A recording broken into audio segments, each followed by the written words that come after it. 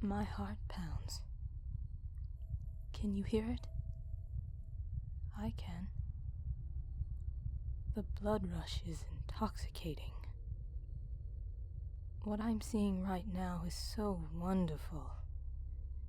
Your beauty dazzles me. Everything about you, really. I can tell you're special. You always stay late at school. You're involved.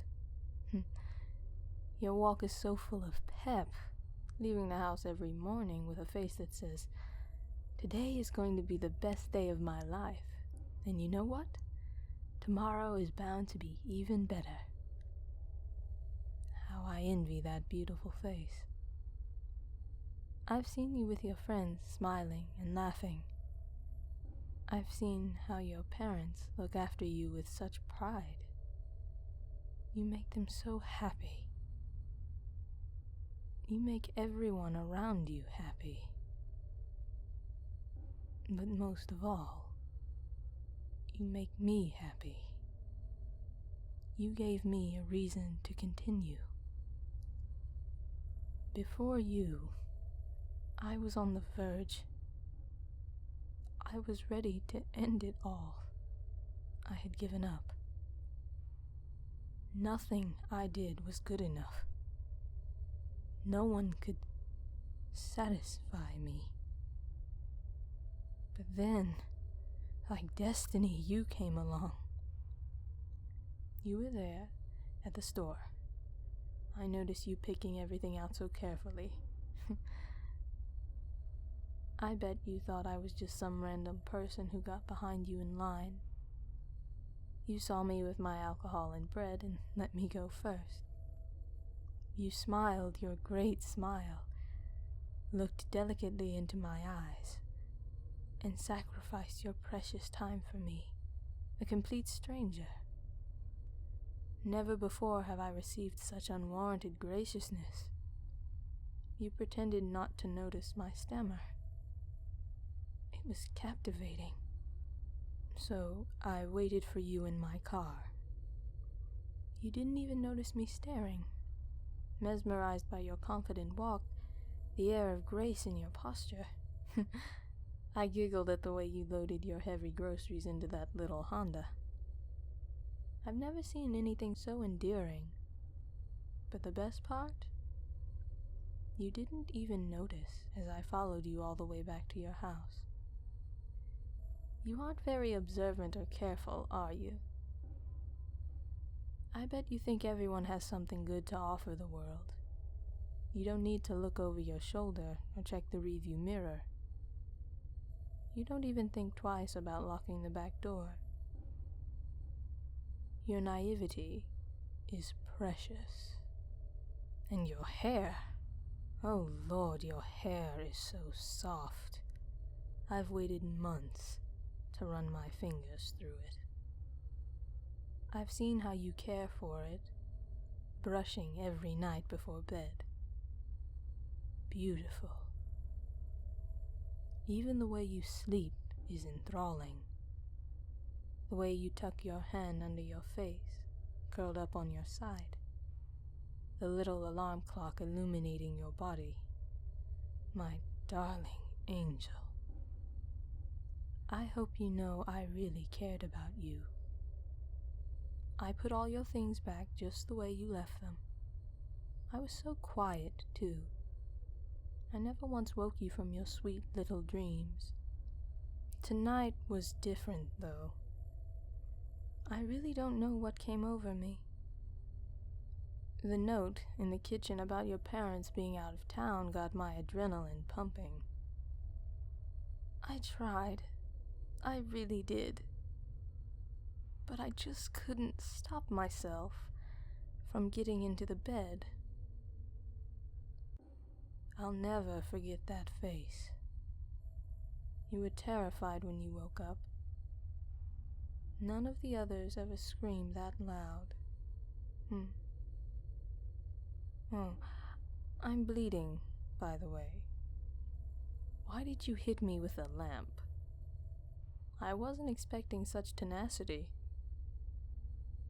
You might have even gotten away with it if you hadn't tripped down the stairs. That was actually pretty cute.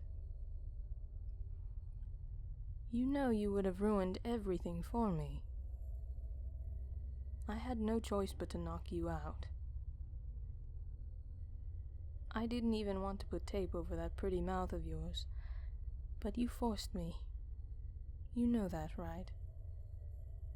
I was afraid you'd cry out as I dragged you into your basement, and for good reason. Look, you're trying to scream right now. It's pointless, though. I'm the only one who hears you. God, now you're crying. Why? Why are you crying? Stop it. Stop crying. Stop fucking crying. I can't stand the crying. It looks so weak. Weak and pathetic.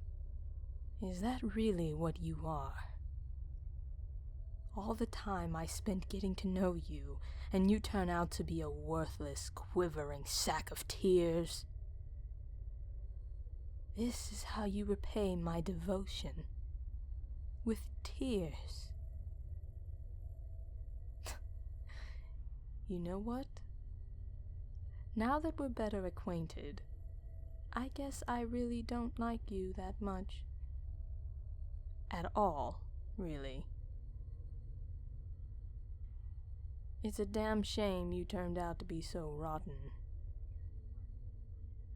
Such a pity. I must compliment your father on his workshop, though. His collection of power tools astounds me. I can almost hear the whine of the motorized blades now. Is that by any chance a Black & Decker drill?